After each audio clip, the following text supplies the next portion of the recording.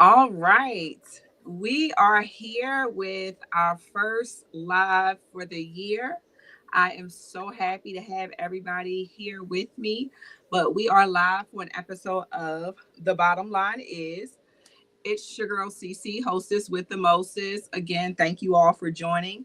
And today's live is going to be in regards to the impact of colorism, breaking barriers and changing the narrative, especially with this that we have going on in our society. So, without further ado, I am going to let my panelists introduce themselves. So, Farah, would you want to take it away? Yes. Thank you, season two. I'm excited to be part of the first episode of season two. My name is Farah. I have a background in media and African studies. I currently work for a nonprofit in Baltimore called Civic Works, where we help participants find and keep sustainable careers. So I look forward to being part of this conversation and being part of season two. Thank you. Glad to have you. All right, Keisha. Hello. Hey, everybody.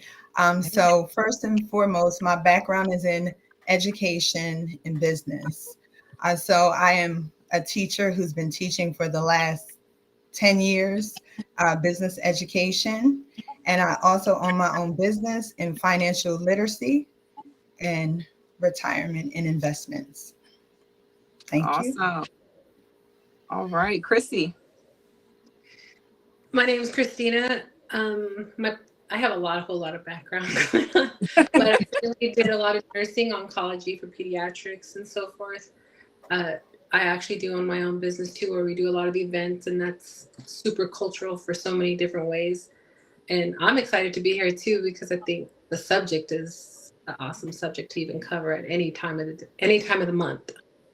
Yes, yes. And I thought of it being a good way to close out Black History Month. And so we do have another panelist, Gigi, that will be joining us a little bit later in the segment. But she is a high school educator. And when she jumps on, I'll let her give a little bit more about her story.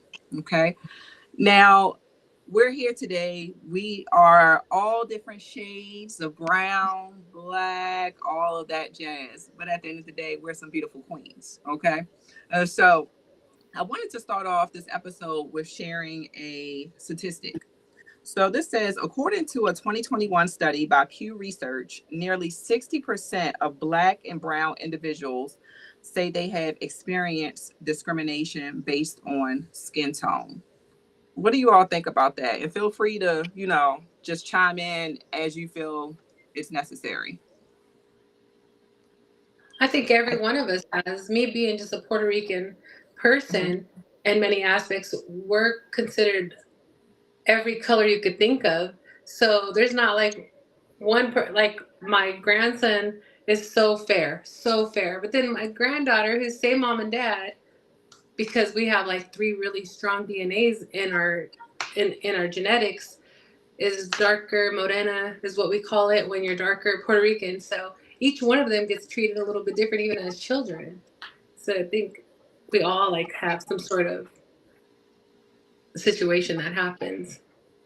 Yeah, Yeah. it's just a shame that we already get it from the opposite race, but then we also discriminate amongst ourselves in a type of environment. And I'm sorry, I cut you off, Keisha. No, no problem. I was gonna say, I know growing up, I was young at the time. It was like my great grandmother on my father's side. She was very fair skinned, but she was like super mean towards like the darker skin, people in my family. And I always wondered why she was so mean, but she was so sweet to me. So, like you said, you have things that affect your community and your household and your Mhm. family. For sure. And thanks, Gigi, for joining us. I kind of gave a little bit of a intro for you, but whenever you're ready, feel free to just chime in, as necessary. Okay. Okay. So Yeah. Thank you. no problem. So I wanted to kind of start off too with, why do you all think that colorism still persists today in our culture? Because of racism. I mean, as long as we have racism, we're gonna always have colorism. Um, Hmm. Colorism is somewhat of the root of racism. It's like you can't. Uh, it's something you can't avoid. As long as we have like self hatred and we have people that hate each other because of their skin color, we're gonna always face a division with colorism.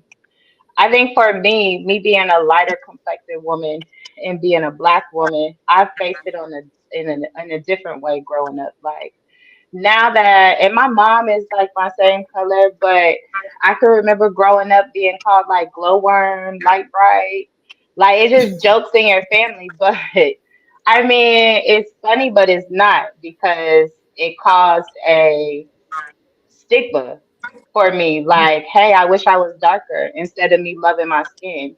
Everybody's calling me light complected. I'm so privileged, but I'm not because you're making fun of my light complexion, the people in my family. So actually, jokes that I thought growing up or they thought growing up was funny actually created some barriers for me through life. Me wanting to be a darker complected woman or at least have a little more melanin so I'm not being called or being made fun of. So when I think about it as an adult, it's not very funny. It's actually very isolating. And it's just a situation that needs to get under control. No, sure. Anybody else have anything to add? Yeah, I was going I, to say, go ahead, go ahead.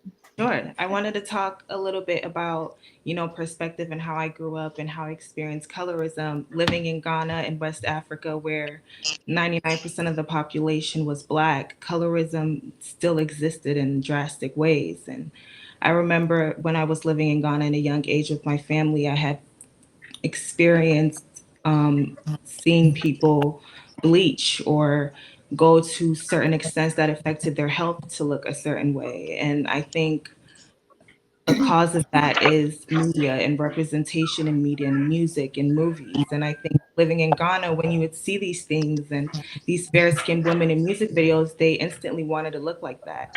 And that's why I believe representation is important. And once we see these dark skinned women, these beautiful dark skinned women, women in all shades being represented in the media, when these people watch it all over regions, they'll understand that their black is beautiful too. But back then, and I think even now, in certain ways in the media, the fair skin, white skin, and it's also rooted in racism, even white people are represented more in media. Sometimes you watch a movie and you can tell historically there's supposed to be a darker skinned person in the movie, but they choose a mixed actress. And so I think it's important to allow different shades of black to be represented in the media. I think that would help a lot with colorism and representation, what we all see. No, for sure. Yeah, you often hear little kids, and I see them on TV. I'm excited because somebody looks like me. When they talk about the hair and everything. The Barbie dolls, all those things are now they're slowly, looking like us, if you will, which is a good thing. But it took a while to get here. But I know I think we cut you off, Keisha. You were getting ready to say something. No, I was just going to say basically educating our communities and showing awareness. I believe that today I had a discussion with my students, and so we always do a journal prompt where we talk about Black History Month for this month. And I was like, today we're going to talk about colorism because I wanted to know what their thoughts, trying to get into their minds, what they thought about colorism. And, I have a predominantly Black school, and I say that to say they were still saying that there are things that exist that they were looking at the light skinned girls versus the dark skinned girls. Or a kid said to me, he's originally from Senegal, how he lived in Italy, and how they said, we never seen anyone like you that dark. Why is your skin that dark? And I was like, they said that because he went to school in Italy and then he came to school in Mhm. America. So he said, yeah, it was very challenging over there for him. So I just, kind of had my kids do a journal prompt today and just to talk about what was colorism to them, you Mhm. know, the Gen Zs. Yeah, our future. Yes. And if we don't begin to teach them, the right way now, how's the world going to transition? Especially again, saying the administration is not, leading them to believe that with the cancellation of DEI, Yeah. initiatives. I don't know if any of you have been impacted by the new administration's deletion or elimination of DEI policies or practices. Um, I forgot to ask that in advance, but was anybody affected by that? As far as I know, at our school district, um, Maryland Department of it, I'm sorry, um, at Maryland School District, no, we haven't heard anything related to anything regarding trickling down yet, but I'm Mhm. sure it's coming. But I do know that the union was protesting, I think on March 27th or something like that. Okay. So Gigi, I work at a charter school, and yeah. no, we're not gonna let it affect it. I'm pretty sure HR is probably going to, because we have a whole admin that's over DEI, and she's black, and I'm pretty sure they'll probably cover it up to be something else so that she could still so we could still get that funding, but in a different way, in a sense. Right. Since the administration is threatening losing our funding and stuff like that. The good thing with charter is that we're like state funded, so federal, even though it's still federal, but we have a lot more state funding than federal. So as long as it's not a state mandated regulation, we're pretty good with funding and being able to like keep those certain titles. I was going to say earlier, historically, colorism definitely comes from the Atlantic slave trade and colonialism. And so when these Europeans started to colonize all of Africa, when they started colonizing the 13 colonies of America, when they started colonizing the Caribbean, it was easier on the eye if you were lighter complected. So they started making babies with the Africans, right? Mulattoes, if you would say, so that they could sell better on the eye. And then just slowly just taking everything that is African, that is our core, from us so that they could make more money. And so as a history teacher, it's great because I get to explore this all the time, especially because I teach African American studies, AP African American studies, and then I teach AP World History. So I get like double doses of teaching, and my school is majority Hispanic. So Mm. heavily Mexican, heavily El Salvador, heavily Hispanic. So it is definitely a barrier to like parade my blackness when it's only a handful of us here, and then we're not respected in this whole school system either. I hear the N word all day. The kids like, and it Mhm. may not even be in a negative way because this generation is slightly different with each other. Like the Hispanics use N words towards each other and towards Black people. And I guess what we would call an enduring way of how we would talk to each other, Black, they now have adopted it to be cool in every, I guess, Yeah. race. But even our Black kids shouldn't call each other the N word. And I may be guilty. I grew up like we grew up how we grew up, right? And Mhm. so now being an adult, it's hard to like digest some of this racism like right in your face, especially as a teacher. But I think it starts with educating the adults first because we can't educate the kids if the adults are not educated. Like we can educate the kids, but if the adults in these different families are not understanding the importance of not being colorist and things like that, then the kids are not going to grasp on because you know as well as I know, you're taught you're going to act how you were taught in your household majority Right. of the time. So I think it would have to start there. And I don't know if we'll ever be able to get rid of this because they're stripping Black history from the school books. So Yeah. it I may was going not to be talk a, about, yeah. Yeah, Well, before I they're kind of, getting rid of books Yeah. too. yeah, Yeah. it's just changing. But I wanted to just pause too on the N word too, because, Oh, yes. as much as we judge, other people that are, our same skin tone or whatever the case is, why, like, where did that start? And just using the N word just so like leisurely. I don't even know when and where that started and how it I continued. think I wanted to say to Gigi, because at Mhm. being a history teacher is giving space to educating these children. And I think what's important is when they say these words and when they say these things, they don't know it's inflammatory. And then they go to school and they meet a teacher like you who's Mhm. educating them on the history behind it. So when they go home, they're like, oh, wait, I did hear this word in a song. But when I went to Miss Gigi's class, this is what she said. This is what people said it for years ago. And now, as they Mhm. start understanding the history, they start realizing that it's not something I should be saying every day. So I think it's important that even though, some people are in communities or live in families where it's never going to change. And as adults get to a certain age, you can't even, teach them or allow them to unlearn certain things they've been saying growing up. But allowing kids the opportunity to learn these things, the history of it, telling them how important it is, really seeing it. I think it's important. I was someone growing up that I would use the N word up and down until I started doing Africana studies in college and I'd read these stories and I'd hear these things and it was so horrendous. And I was disgusted. I would hear certain music and I would just be horrified. So I think your role and what you're doing, Gigi, is very important in allowing that, allowing the kids to be educated for that. So yeah. Yes, and It's I wanted to definitely chime. perceived Thank you. intelligence. Go ahead. Oh, Uh, well, Say it I, again. It's I'm gonna let definitely Chris like a talk. Yeah. perceived intelligence because we learn it from older people, and it takes another adult to fix that perceived intelligence on these children. So you are right. Like it's a big deal. Like even if they're hearing it at home, another adult that they respect to but change sometimes Hmm. it. Yeah, sometimes kids do it because another kid is doing it because they think it's cool. I don't tolerate that in my classroom. I said, no, our ancestors were kings and queens. And then I That have part. them do some research.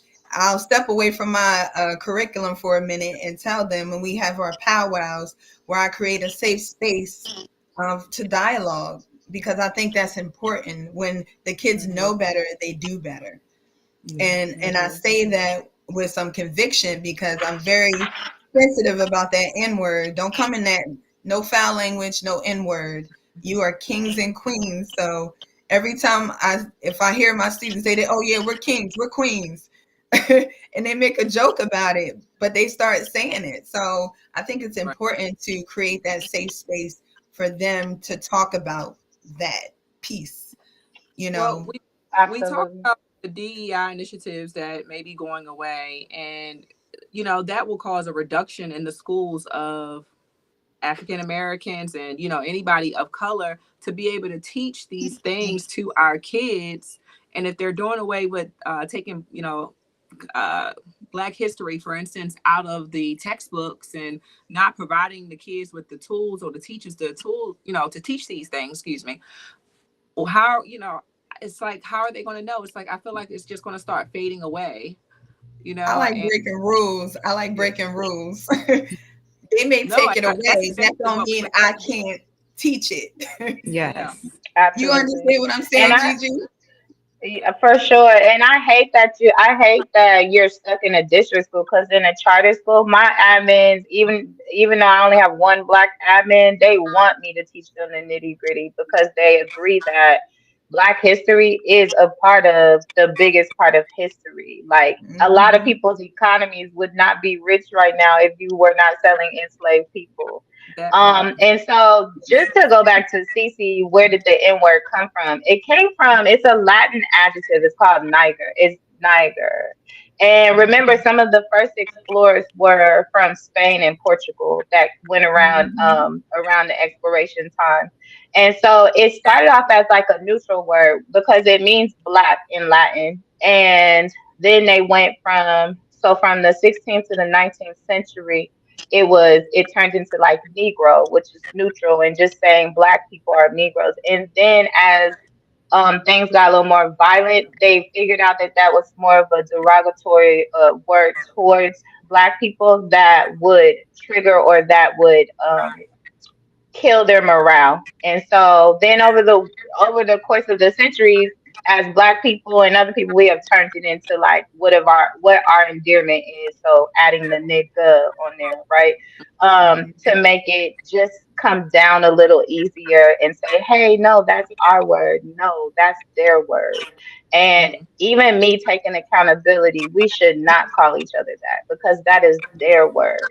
And even though we identify as being black, a lot of us are not fully black. And so even the whole African American term is offensive when it comes to black Americans and things like that. So yeah, it started off neutral, but the Europeans turned it really negative towards definitely during the Atlantic slave trade. Yeah, no, I Well, then look, they I appreciate attempted, that at one knowledge. time, they attempted to kind of like, they attempted to cover it up by putting it in Webster's dictionary as being the word ignorant.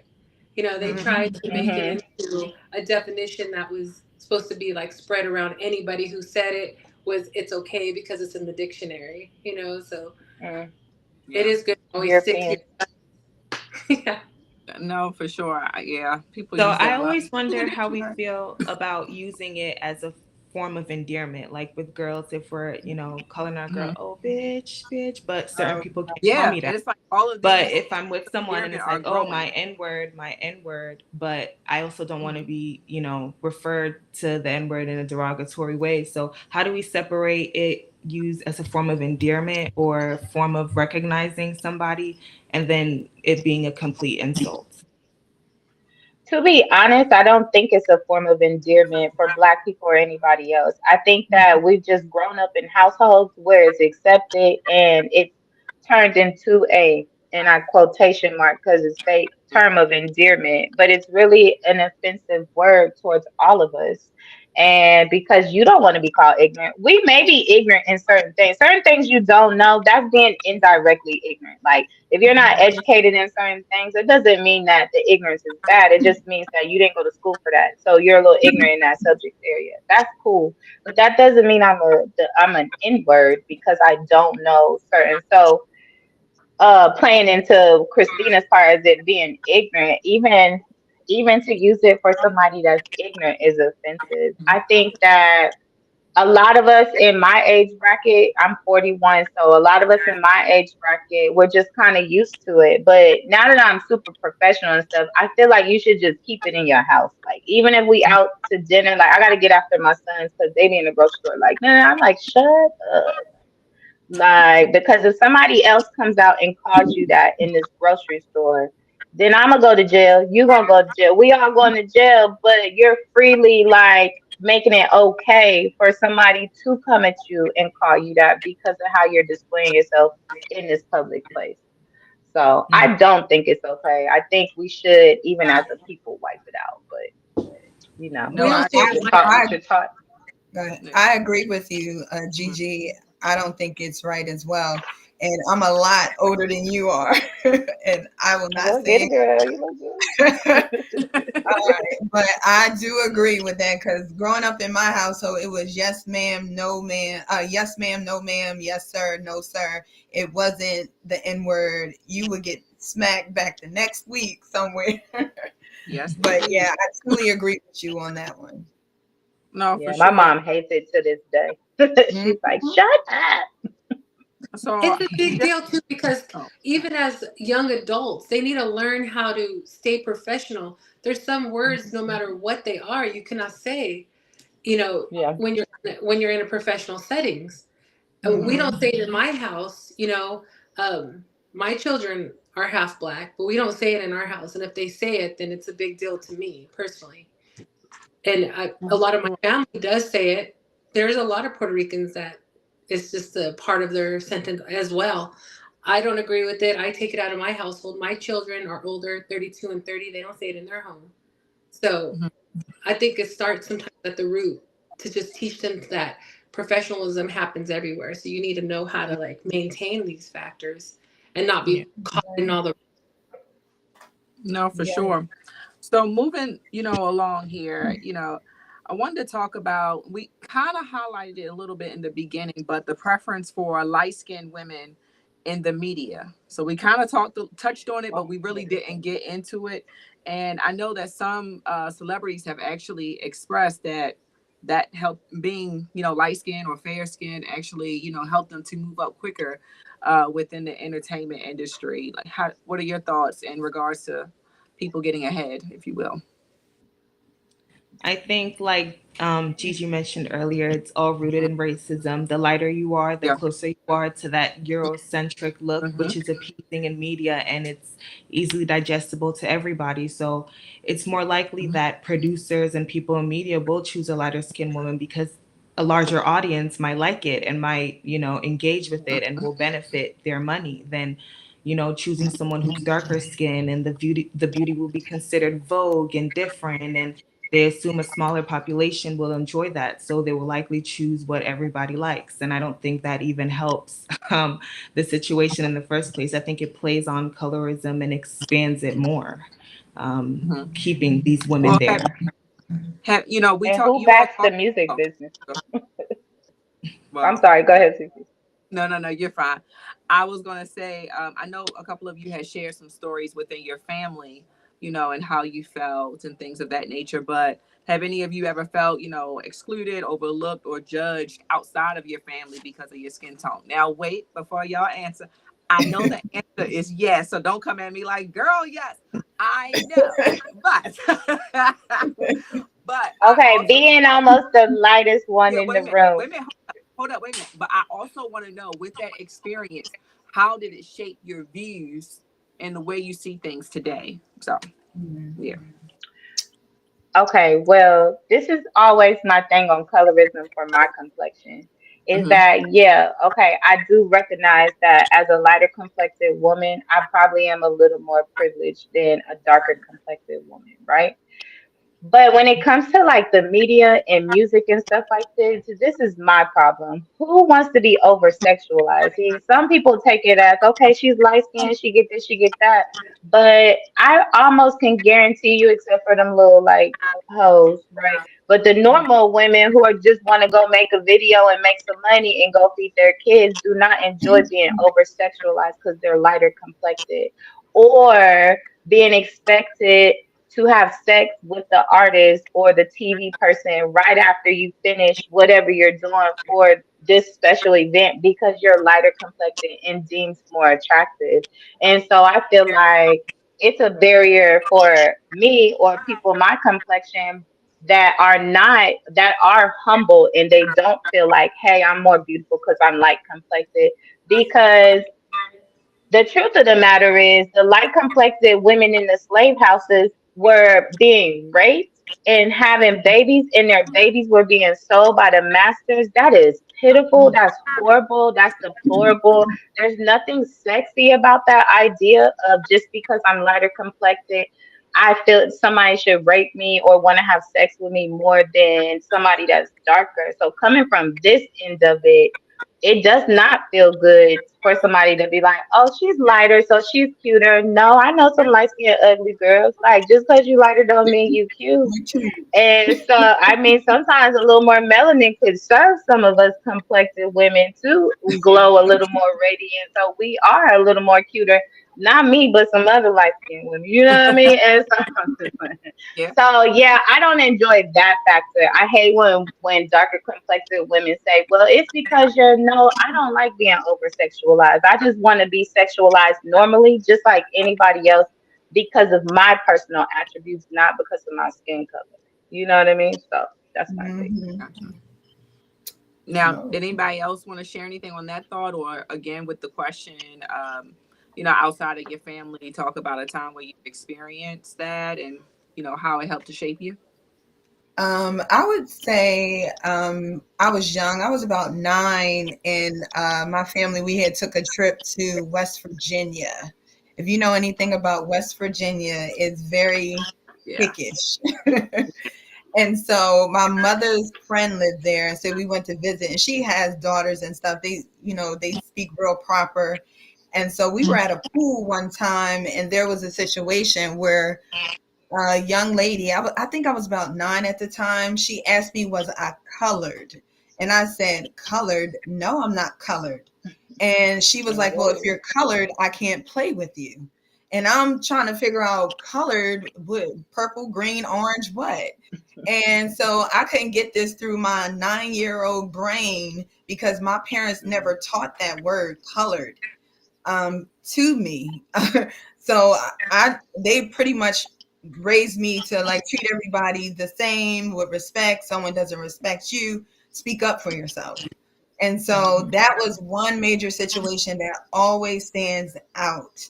And I was like, this girl was about the same age as me. And how did she know about the word colored? And I'm like, I didn't know about color. All I knew is to treat people equally.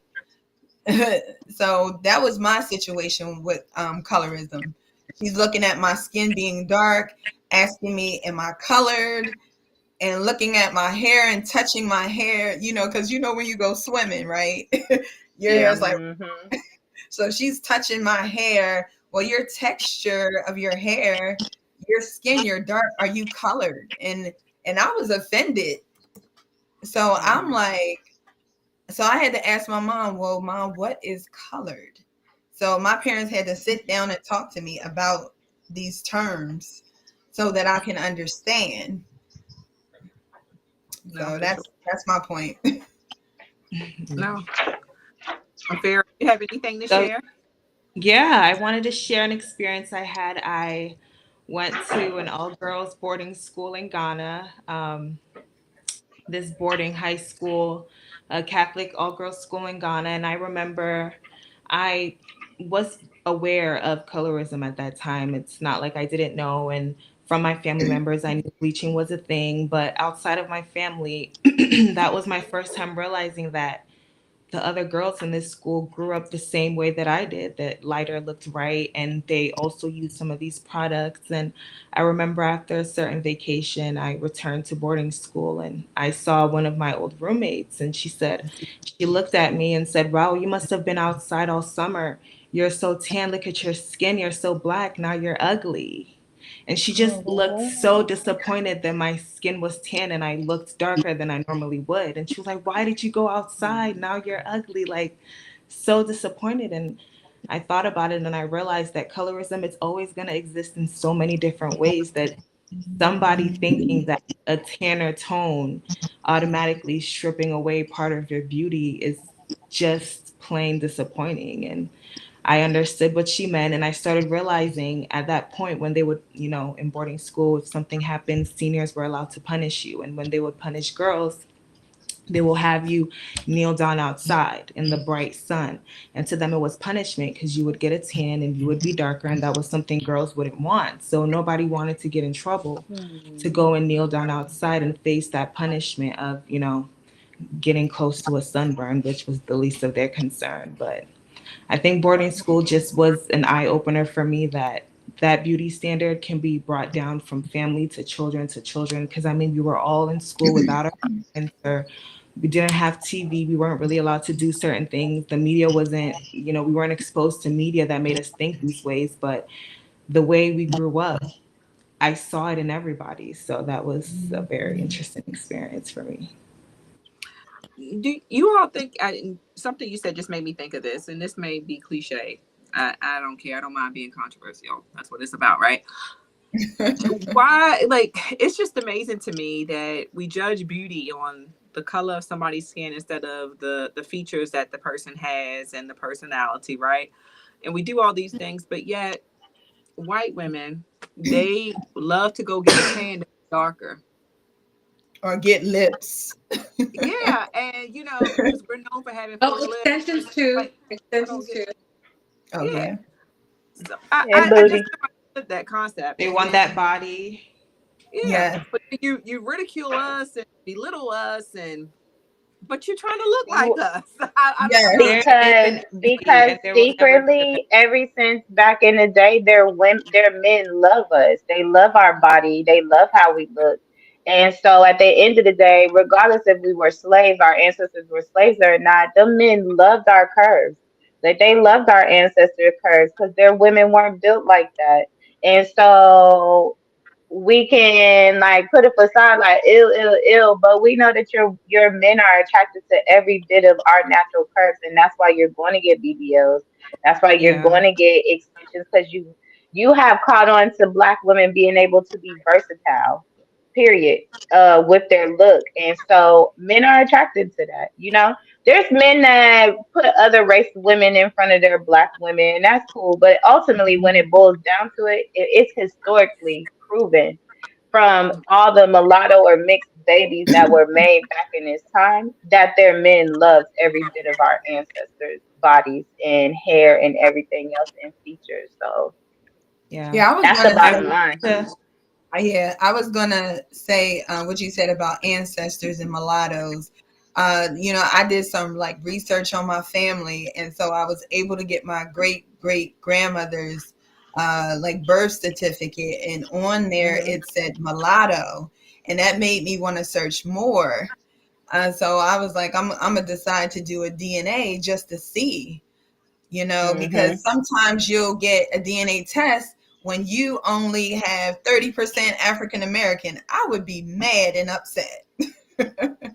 Only I because got 76% West African. I've been telling everybody, don't look at my okay. color. I'm blackity black from the Ivory Coast all the way down to Cape Town is all of oh, my DNA. So I was loving okay. it. And so Well, I I'm wanted gonna add it to to Well, it's ask, kind of mine. like Puerto Ricans. Like they have there's three large DNAs, and that's Theano, which is before the Europeans came. It's an Mhm. indigenous culture where and race hmm that it was before Europeans came, and they were darker.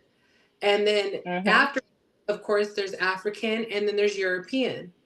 So for us, like you do your 23 and Me or whatnot, you're gonna see a lot of the percentages like oddly placed. And Mm-hmm. Yeah. so we don't But really have like, sometimes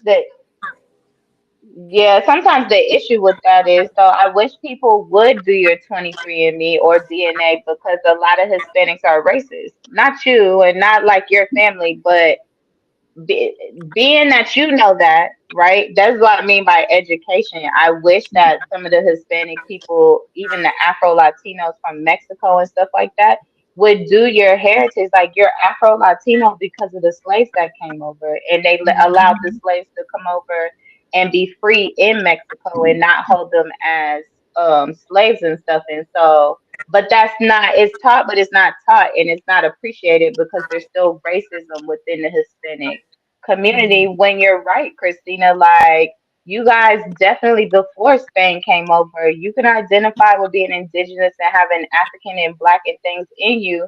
But it's sad sometimes, because I lived in Brooklyn where they don't acknowledge that. You well, know, there's Hispanics are colorism. fighting with each other. To me, different types of different, like wherever you're from, Cubans, Puerto Ricans, Mexicans, that's a whole nother segment because they Mhm. fight upon each other way more than even Absolutely. blacks. You know, Yeah. so Hmm. it's a known fact. Like we just can't get along because of our island, which Yeah. we're all pretty much the same. We just uneducation, you know, at the end of the day. I Yeah, wanted that's to, Hmm. like for Haiti and the Dominican Republic. Those two, they don't get along, and they're so close. And the history behind that. Hmm. The whole It's Haitian literally Revolution. That's a whole nother segment, Yeah, right? I was about right. to say. I I know. yeah, Look, the statement I keep thinking of is, why can't we all just get along? Like, why can't we Period. honestly, all just get period. along? Because we're Period. all so great. We do so many things. And to be torn down, I said this already, but I'm going to say it again, to be torn down by the people that are supposed to be supporting you. And I know, like, we have these things in Hollywood, you know, the NAACP awards, we have BET, we have TV One, we have all these things that, you know, allow a safe space for, you know, people of color, any color. But Hmm. we still do all these things, you Yeah. know, instead of just, again, continuing to build up. And sometimes I often think, what do our ancestors say? I know they probably rolling over in Mm. their graves They be with mad as But I hell think too. we've come a some messed long up way. stuff. I feel like some of I our think that they're ancestors would stronger be by now. proud. Yeah, I think some of our Yes, ancestors absolutely. would definitely be proud, although we've come a long way. I wanted to touch real quick on just the replication, or if some people would say appropriation of Black culture in, white communities and in the media. I think regardless if racism exists, everybody in this world knows that, you know, the Black music, Black art, Black body, Black hair, it's the most beautiful thing in this world. And people will always want to replicate it or be a part of that, but still not respect us. And I think, Mhm. like you mentioned, the NAACP and all these organizations and BET and these channels that take that back and give it to our people to use is wonderful. You always hear traces of Black music in everyone's music. You always see traces of Black hair and Black beauty in all communities, Black bodies. So Hmm. you are Hmm. right. To some extent, I wouldn't call certain things appropriation, me personally, even though some people wouldn't like to see, people looking or having certain kinds of hairstyles or dressing a certain way.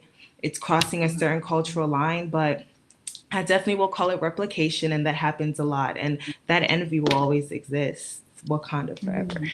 Mhm. Yeah, we Mhm. are all just Wakanda like this right. forever, baby. We look, And we We are have that all beautiful women right vibranium. here. Okay. Culture sometimes is not learned by your Yeah. families anymore. It's learned on the streets. And Yeah. unfortunately, it's the yes. wrong message. And that's Mhm. the Yeah. worst part about it. Because you have to start in your home, and the culture comes from your home and how you were raised and so forth. And we're losing that. And so that's how we're Mhm. losing children with all the rest of the social media. And I One was going moment And to the it's say, sad ratchet, part. I and was then going it's to beautiful. say, okay. Oh, I was going to Okay. say, it's just like platforms, like the bottom line is for you, you have that platform, and that platform provides a way for you to educate people, like Hmm. bringing, us together and in this community to educate those who need to know about this. And this is a platform Hmm. for that. And I thank you for Hmm. that, because it Yes, starts with absolutely. education. Yeah, Go ahead. no, sure. Now, I wanted to, also kind of skip into dating and relationships, which we touched the surface, but have any of you ever experienced any type of colorism in dating? I don't know if anybody has had, interracial relationships, or, we can kind of cover all of that. I remember Um, is this go ahead. I'm sorry. no, I was just gonna say no, I have not. But go ahead, Gigi. I remember this one time I was attracted to this Caucasian man, and Why you had to give it um, that name, though, Gigi? cause no mas, no more. But I was younger, and I'm like, dang, he's fine. Blah blah blah blah. I seen him with black girls, but I didn't think about what type of black girls I seen him with. And so when I approached this person, shot my shot or whatever, he was like, "Oh no, I'm only attracted to darker complected women." And Oh, not wow. black women. And I was like, oh wow, that was like, I was like, wow, okay. So never mind that you just like black women in general, but I gotta be dark complected. And ever since then, I'm like, no pink meat, I'm good. Cause how dare you discriminate me? I'm sorry, y'all know I'm a little petty, my bad. So I mean pink meat in a different way, not his skin tone, but ever since then, low key, all jokes aside, my feelings was hurt. Like, what? What do you mean? Like, I'm still a black woman, but nonetheless, I let it go. But yeah, I've had colorism with black men though, who only desire darker complected women. So Yeah. It's I've got it from unfortunate that both we That, do ends. it, that's Sarah. insane to me. Oh, I'm sorry. Go ahead, Chrissy. Oh, I was gonna say it's unfortunate that we did go through a small era where darker women were exploited. They weren't applauded for being who they were. They were Mhm. exploited, and so you could be different if you had a darker woman. All of a sudden, it became that. It was a moneymaker, Right. and I think people fell into that category instead of accepting us as individuals. They're always Yeah. trying to use it to exploit colors in every type of Hmm. way. No, for sure. And I Now, think they think if you have babies with a darker complected woman that your babies will come out like darker, I, but that's not biology. That's crazy that people would think like that, you know? I feel like a lot of families, like the mothers of the men, they think about those things. But I know for me, I had dated a Middle Eastern man, and I don't think, and I can come off as a very naive person, right? So I might not have like seen or paid attention to anything out in the open, but where I can say and share my experience was just from his family. Mm, Questioning, well, why are you dating a black woman? Why does she look like that? That's going, outside of what we do. And, you need to date somebody that looks like you and all these other things. And and that just wasn't who he is. You like who you like. You want to be with who you want to mhm, be with. I'm not looking at skin tone. Again, I'm looking at the person, how they carry themselves, instead of, again, putting that cloud over one skin tone and saying, oh, well, all, light skinned people or all light brown people or whatever the case are, they are uppity, they are bougie. I'm sure you all have heard those type of things. So I Mm-hmm. don't want that kind of woman. Stereotypes. Yes. Stereotypes. you think you cute because you light skinned. Right. Mm-hmm. Yeah, been And so there. yeah, it's just insane to me. How society goes with that. But yeah. So as far as professional spaces, you all are educated, beautiful women, and professional women, and we talked a little bit about professionalism. And I wanted to know, is there any cases or scenarios that you can share where you've had to work harder? And I know, again, we've all had to work harder, because I know for me as a director, I feel like the token person sometimes out of the whole executive team, because I'm the only black person and I'm the only woman a Mm-hmm. part of the executive Mm, team. So I get torn down quicker when I have ideas and have to work many more hours to get things done and to keep things going without being respected or recognized. So I have to watch my tone as a black teacher, because if I decide that I don't agree with something and it's just my passion, it's not even me being angry, it's just me explaining myself and why I disagree, I'm labeled the angry black woman. And Mhm. so this year, as a history teacher, I've taken the approach of kind of stepping back and staying like in my space, because I don't want the angry black woman to come out and curse everybody out and then I just lose my job. But I've been marginalized here at that school, at this school, for the last 3 years. So I definitely go through that. I go by my middle name. My middle name is Lois. That's my grandma's name. Why? Because on my resume, you can't tell my ethnicity. If I put Gita Yep. on there, you definitely know it's culturalized, and I'm either Middle Eastern, black, whatever, but I'm not white. And so there's a lot of different um margins that I've had to overcome as just being an educator, proving myself as being smart enough to get over 100,000, when a teacher that maybe next to me doesn't even have a degree and gets 90,000, right? But they're Mm. Hispanic or they're white. And so I go through that all the time. I hold a few different titles. Actually, I went to school for accountancy. So my master's is in accountancy. And that was my first marginalization type of situations, where I worked with a lot of white accountants that, like you, CC, you're the director, you're the only black woman director. I was the only black young woman certified public accountant, and got paid half the amount that other people got paid. And so yeah, it's disheartening that I have to go through and move through all these avenues Mhm. to just get paid and be able to take care of my family, or just prove that I'm not ghetto or hood, or I'm actually Yeah. educated and I can articulate and hold a conversation and probably know bigger words than you could ever imagine as another race. But because I am a black woman, I'm not seen like that. So yeah, I definitely face that We're on a so daily quick to basis. judge. Yeah, I've been called abrasive, and I'm just like, I said the same thing that the person next to me just said, but okay, yes, I'm Yeah. abrasive, sure, you know. Um, and Gigi, we just got a comment. Someone said, "Are you describing racism or colorism?" I guess in your most recent example. Um, it would be more so in, I think in this instance, racism with a touch of colorism, It's color. because in my school it's backwards, because really the darker complected admins and teachers, they get more respect than I do because they're more whitewashed. Mm. They're not, and they're darker than I am. So it raises an eyebrow like, damn, I'm Angela Davis to the core, right? And you guys are darker than me, and you're not facing some of the same barriers that I'm facing because you're more whitewashed or easier to get along with. And they're darker than me. So in my school, it's kind of reverse colorism and racism in a sense. Yeah. I feel like I'm black all by myself in this school a lot of times. And I'm like the lightest person in here, lightest black person in here. So, or black woman. Now, Christina, can you share? I know you mentioned you do a lot, but I'm gonna focus on the nurse career in the hospitals and that different dynamic of professionalism. Can you share any light or any examples?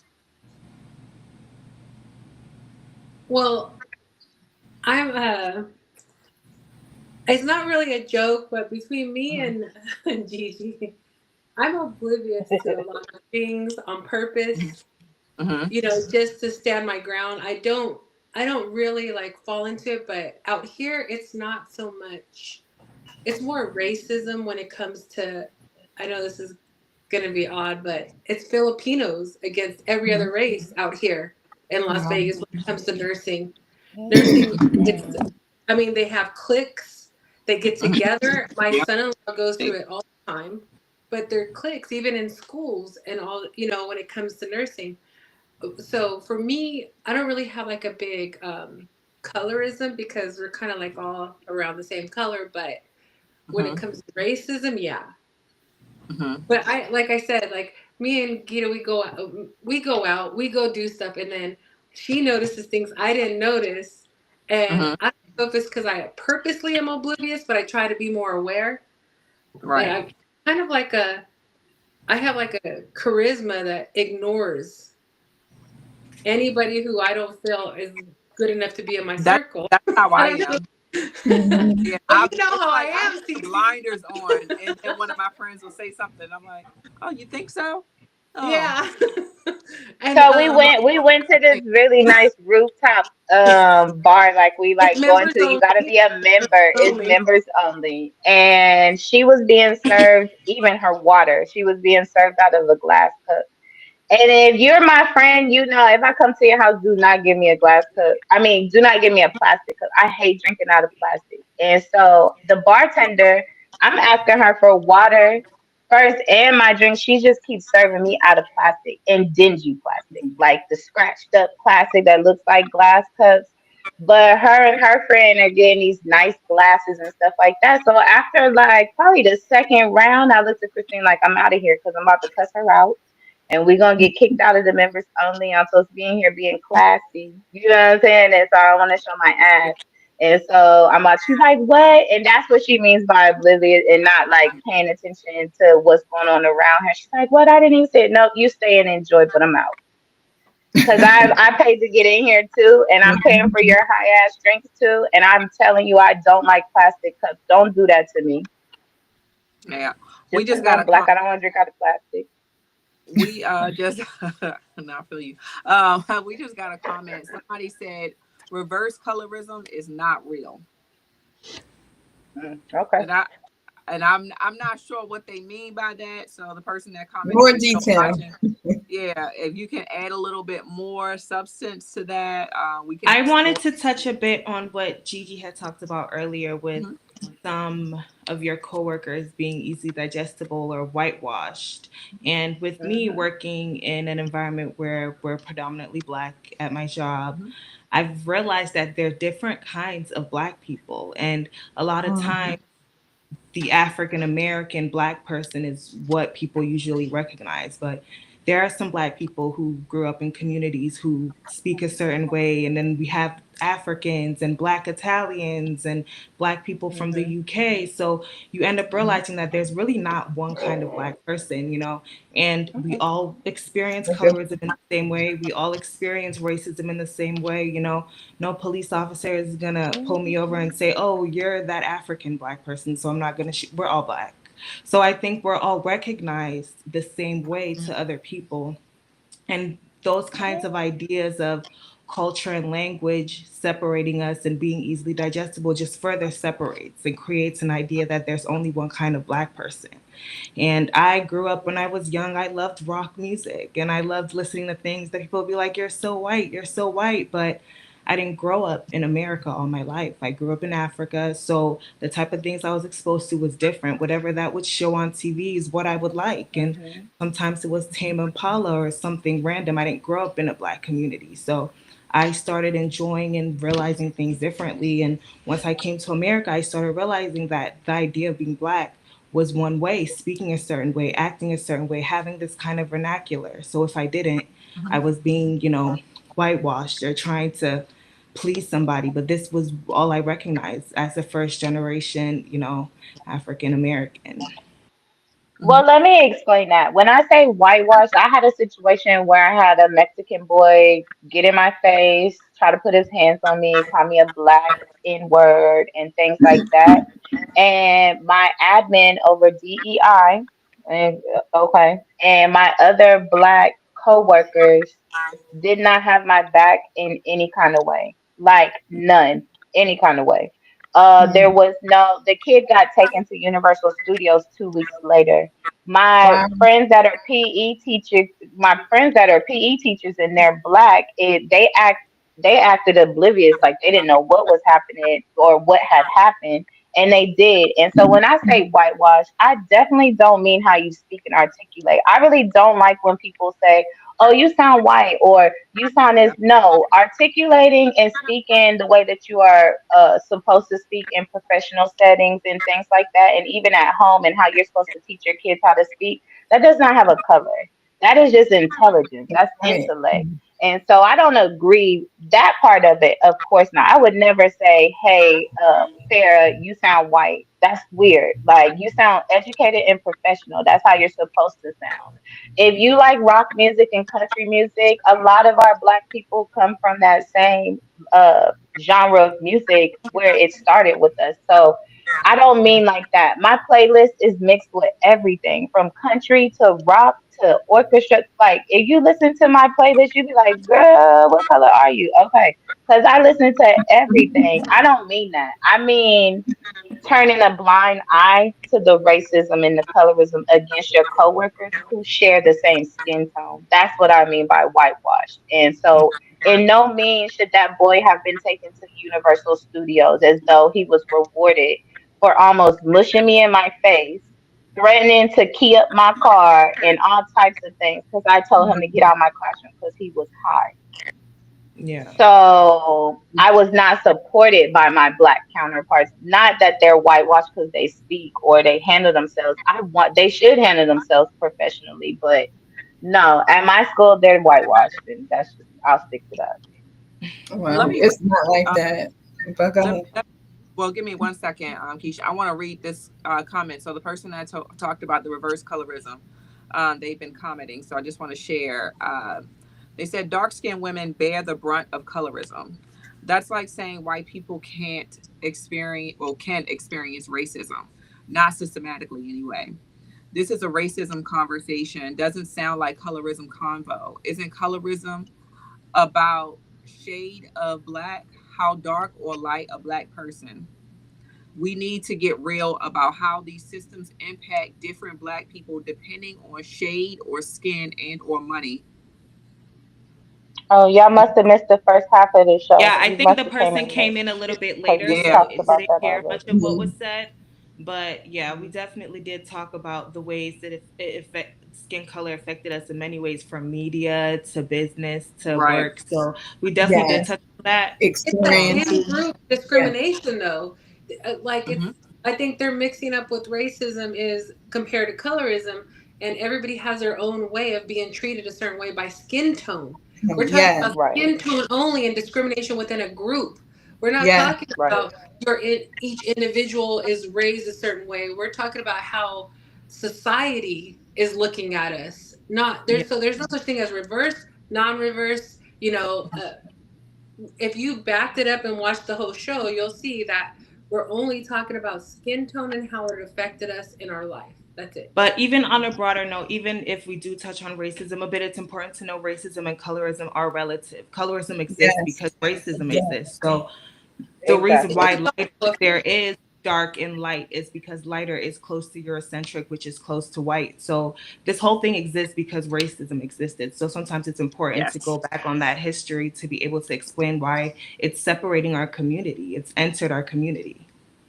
I mean, Exactly. CC asked me, did I ever have it personally? And I no. You know what I mean? I don't. I don't have it personally. I've seen my children go through it because one Mm, of my daughters lighter with longer hair than the other one with mm-hmm. that's darker. I've seen them go through it just by my DNA. However, Wow. I personally didn't. So it's not like you put a panel full of people on here that have all experienced the same exact thing because I haven't, and which is why I said and I admitted to being oblivious to certain things. Right. Now, Yeah. You Christina, know, they actually just put the point that you added after I had read those initial comments. They said that they agree with the point that you were making not too long ago too. So I can't remember what that point was just now. The one she just made about we're talking about colorism and how it affects us. I just think the person probably commenting needs to rewind it, but colorism affects us all in different ways, and like Farah said, you can't have colorism without racism, and vice versa. It comes from racism. So Yes. we can't talk about colorism without touching on racism Mm-hmm. because it would be an incomplete conversation. Correct. Mm-hmm. You right. guys kind of took it away, but that's good. I'm glad we're all on the same page. Mm, So we talked, now to take it back to the beginning of the episode where we were talking about, educating the generations to try to break these habits, change these narratives. Any suggestions on what we can do to unlearn the biases that we've internalized from color? I think being honest with your children is a big deal. Mhm.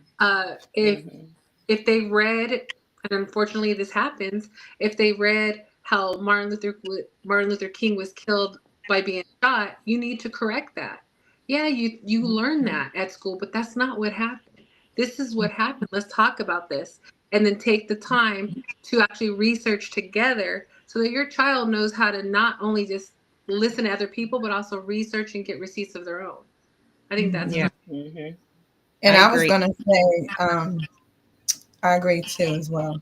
I was going to say also, talking about it in your home. I think that's important. Talking about it in your home.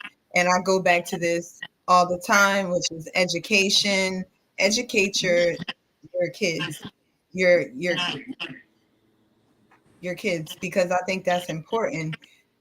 If you don't and you let them look at social media, because a lot of kids are learning stuff on social media and a lot of parents aren't monitoring that. So they think, oh, I see this, if this dark skinned, beautiful young lady sees this Mhm. light skinned young lady on social media and she's dressing up, putting makeup. Oh, she's beautiful. I want to be like her. You got to educate your child and let your child know that you are beautiful. You Yeah. are amazing. Absolutely. You And know, that's what I love to see on social media when the parents will show their young kids doing the affirmations. yes, I love to see that me because too. and again, it might sound cliche, but you have to tell yourself you are your biggest supporter. Yes, And that if you self don't love. Mhm. what you're putting out there, then how is anybody else supposed to believe and support you or whatever the case is? Exactly. Yeah. Teaching your young girls that self love is important. Love Yeah. yourself, encourage yourself, because I see Mhm. that, like I said, in high school, girls, not that there's nothing wrong with wearing lashes and hair. It's fine. Mhm. It's an accessory. You can accessorize. But at the same time, they might see this white woman on social media. Oh, I want to be like her. I want to put lashes. I want to wear blonde hair or things like that. I said, but it's very important to tell your girls, tell your children, tell your students, you are beautiful. You don't need all that. You are And there is beautiful. an age. Natural There's beauty an is the age thing thing. too. I believe Say that there's a And again. blonde hair is not just a white thing, though. Blonde hair is an African thing too. Like there's Yes, but I'm Africans with saying kids blonde do hair, this. Mm-hmm. so yes, yes. Absolutely. It's But some they fear. see it on I don't. social media.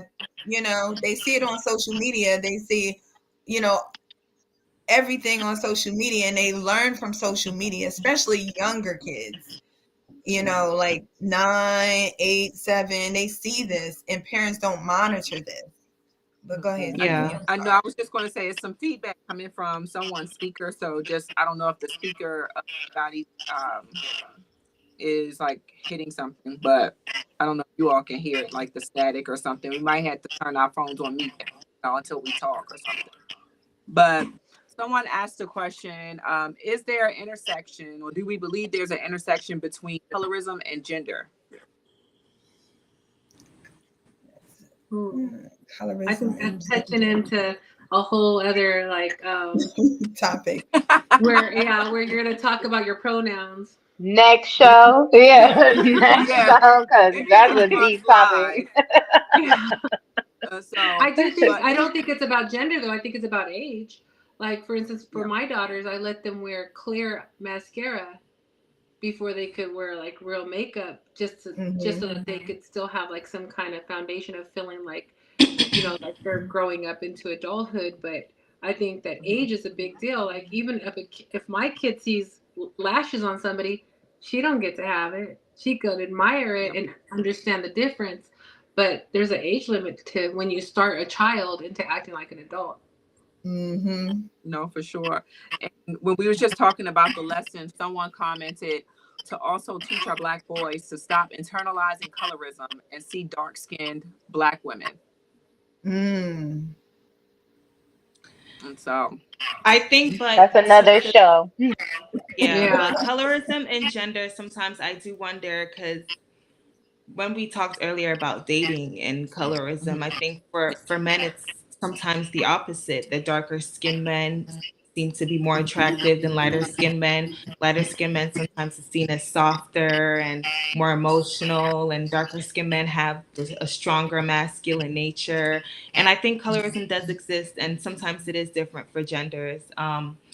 I'm not sure how badly it affects beauty standards and how far men go to appease those beauty standards. But I think it does definitely exist in terms of like romance and attraction, which I think somebody commented. That's why I decided to chime in on that. But in terms of romance and dating, I think colorism, especially with men, definitely exists. Yeah. no, for sure. So, I know we have to get ready to wrap up. And I think we covered a lot. And so, and I appreciate that.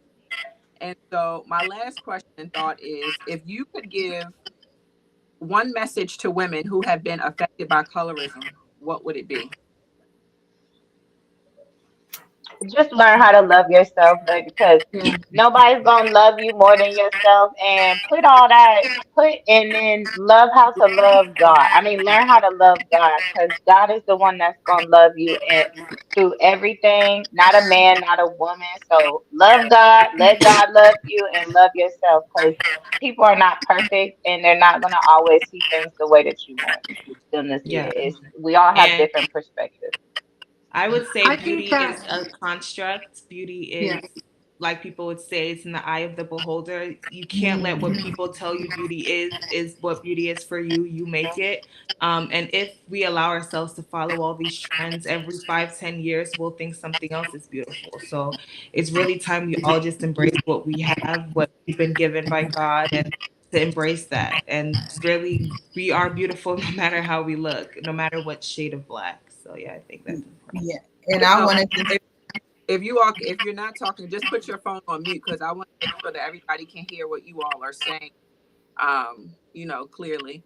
So, but I cut you off, Keisha. Sorry. okay, no problem.